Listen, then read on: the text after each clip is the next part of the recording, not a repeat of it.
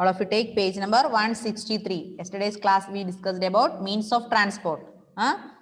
There are 4 means of transport. Which are they? Roadways, railways, airways and waterways. We learned about roadways on yesterday's class. Isn't it? Yes. Second one, railways. Listen. Railways are the lifeline of our country. They connect almost all towns and cities in India.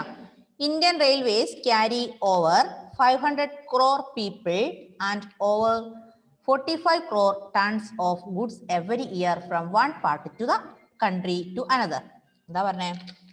Second means of transport, that is railways. Railway പോയിട്ടുണ്ടോ?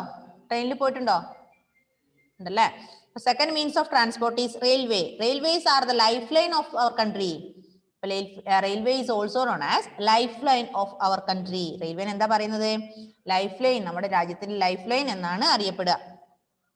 They connect almost all towns and cities in India. Each railway connects between one to another. One city to another, or one country to one state to another. Yes. Indian railways carry over 500 crore people and over 45 crore tons of goods every year. ഒരു വർഷത്തിലെ എന്ത് ചെയ്യുന്നുണ്ട്? ഓരോ വർഷവും ഏകദേശം 500 കോടി ആൾക്കാരെ, 500 കോടി 500 crore people and over 45 crore tons. 500 കോടിയിലധികം ആൾക്കാരെയും 45 കോടിയില് കൂടുതൽ ടൺസ് ഭാരവും എന്ത് ചെയ്യുന്നുണ്ട്? റെയിൽവേ മാർഗം നമ്മൾ ഒരു സ്ഥലത്ത് നിന്ന് മറ്റൊരു സ്ഥലത്തേക്ക് എത്തിക്കുന്നുണ്ട്.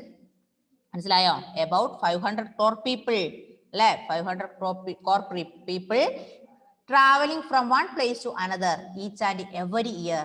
അതേപോലെ തന്നെ സെയിം 45 crore tons, 45 കോടി ടൺസ് സാധനങ്ങൾ ഒരു സ്ഥലത്ത്, ഇന്ത്യയുടെ ഒരു ഭാഗത്ത് നിന്ന് മറ്റൊരു ഭാഗത്തേക്ക് എത്തിക്കുന്നുണ്ട്.